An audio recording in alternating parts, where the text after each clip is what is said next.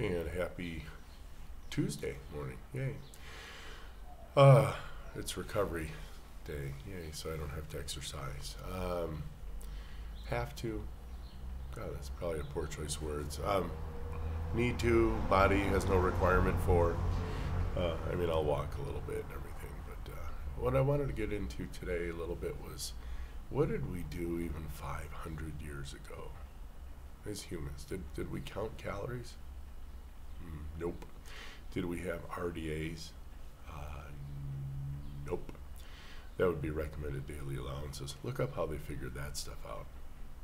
No, you'll shake your head. You'll be like, what? Did we count calories? No. Did we have gyms to go work out in? Neither. So now cut to maybe 20,000 years ago. We're still kind of in our form, but we don't have breads yet.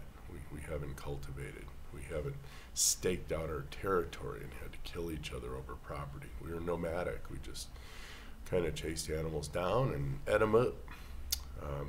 So what has changed in the last 20,000 years in our genetic makeup? I'm not going by a biblical generation here. I'm going by pretty much a biological generation. Let's say that the average human being was 20 before they started popping out kidlets, right?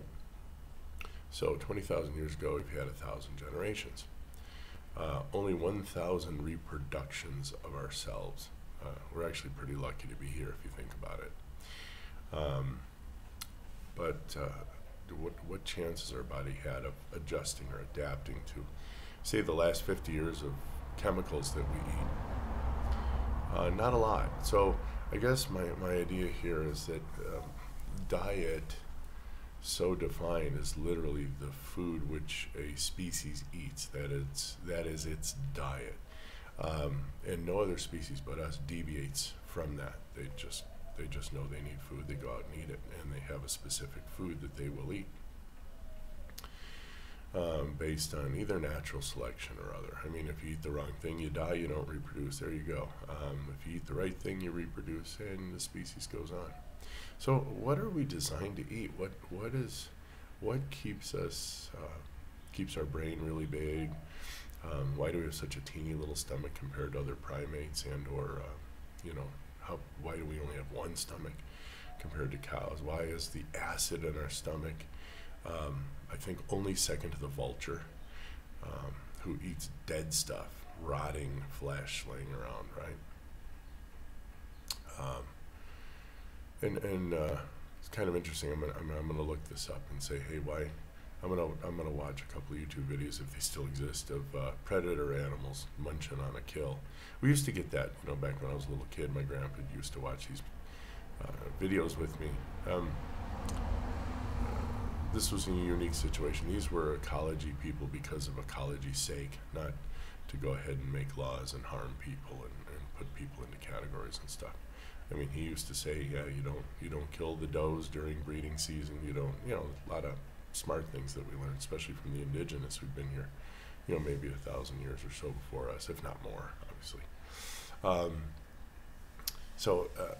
From what I understand, I think they go after the fat first. They definitely want to munch down on the calories, so to speak. Actually, the fat is very dense. All the vitamins and nutrients are there. The muscle gives them protein. Those are your building blocks. And then they just leave the rest for the jackals. And again, if that rots out, then the vultures get it. But what about our diet? Okay. Diet is typically a negative thing. It's something we have to do for a little while in order to fix something wrong with us, right? Well, what if there were no such thing and you could actually eat all you want till you're full and be healthy and pain-free and not need medicines? Yeah, that's kind of a really key issue right there, isn't it? So I would submit to you that if you have to count calories, or you have to, if you get hungry quickly, you're probably eating the wrong thing. Okay, so here's what a day looks like for me. I'm not going to eat this morning. Don't need to. Not hungry. I'm going to grab my coffee because I like my coffee. I actually like it. I've given it up for a day or two, not had it, and I haven't had any adverse effects. It's not an addiction per se. As a matter of fact, I've reduced my coffee intake. It used to be close to 700 mil, if not more during the day if I wanted more. But no, now it's down to 350. And I just like to have, I guess I could put warm water there, and it would probably suit the same purpose. Doesn't taste the same. Maybe a little tea. I'm not into tea, man. But hey, for those that are. Yeah, so about 11 o'clock I'll get started preparing things. Yesterday, for example, I ate leftover chicharrones that were pretty much bathed in the chicken broth and a little bit of green sauce leftovers. That would be those little tomatillos, cilantro, onion, garlic, and a little bit of chili, a little hint of chili. And what else did I eat? I ate a couple of, for dinner, I hate when I can't remember what I've eaten because it doesn't matter. I mean, I just eat it, and then when I'm done. Oh yeah, I had 12 chicken wings, 6 whole wings, 12 drumettes, 12 flats, 12 tips. I had 2 eggs, sure I did. And what did I put on those darn eggs? I made something, and I can't remember what the hell. For my wife, I chopped up her steak from, I think, Sunday, and threw some cheese on it, threw it in the oven. I made some cream beef for my daughter. Totally keto. There was no flour in it, although she did have it over pasta. Oh well. I think my daughter took some leftover carnitas, so she had a pretty meaty day yesterday. I just can't think of the last thing that I was making. Oh well, if it comes to me. Like I said, I don't think about it much. I just kind of know I'm gonna just grab onto a bunch of meat. And then for dinner, I had 2 more eggs. I had 2-ounce beef patties. I had what else did I have? And a pizza. So I take cheese, melt it in a nonstick pan, throw pepperoni on it, and then you heat that till the bottom crusts, and then you put that in a plate, and then you can eat it like a regular pizza, a little, personal pizza. 1, 2, 3, 4, 5, 6, 7, 8. I think it has like 10 or 12 pieces of pepperoni on it. So that's what I ate at night. I remember what I ate. I had taken 100 grams of meat, and I'd mixed it with 100 grams of limes, their juice. So I have 100 grams of limes. It came out to 3 limes and 100 grams of meat, which is about 3 ounces. And I salted the meat, and then I squeezed the juice onto the meat and mixed it up raw. And essentially the acid in the limes is so low pH that it cooks the meat, and it turns it brown and begins to break it up. I mean, literally, it begins to break up the proteins. That's what acids do.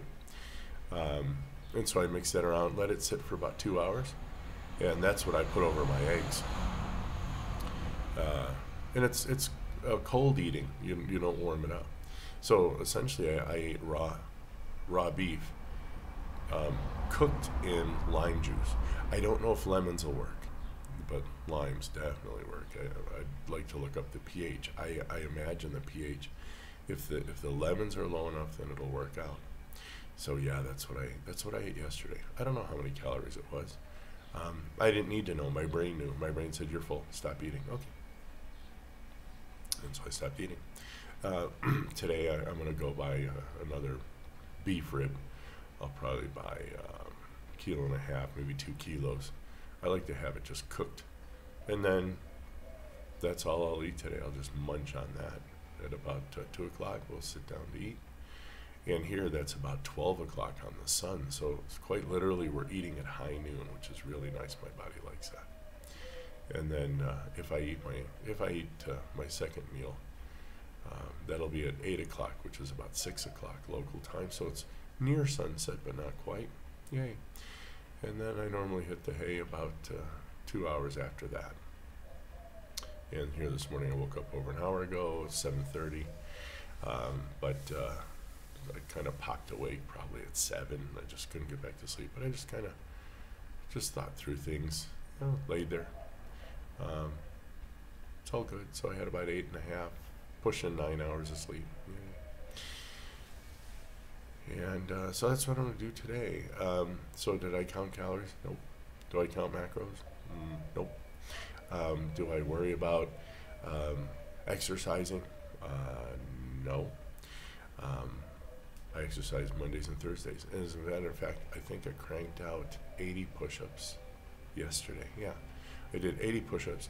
I walked 5 miles, plus the extra walking I had to do for my normal life. I probably wound up walking 6 to 7 miles yesterday. So I walk a lot. But this is my daily life. I have 2 vehicles and I don't use them. I mean, one's sitting right here out in the street. And I haven't even fired it up in probably 2 or 3 weeks. And I can't remember the last time I had to take out our little Volkswagen. So it's cute. It's a little gold. Really popular in Latin America. Really small. I mean, you fill it up and the thing barely moves. A couple of allergies, I think. So here we go. We're back at where I began. So again, if you have to count calories and you have to go on a diet, or you have to worry about this or that or the other thing, and you're hungry and you have to exercise all the time, it's probably not. It's definitely not what I'm doing.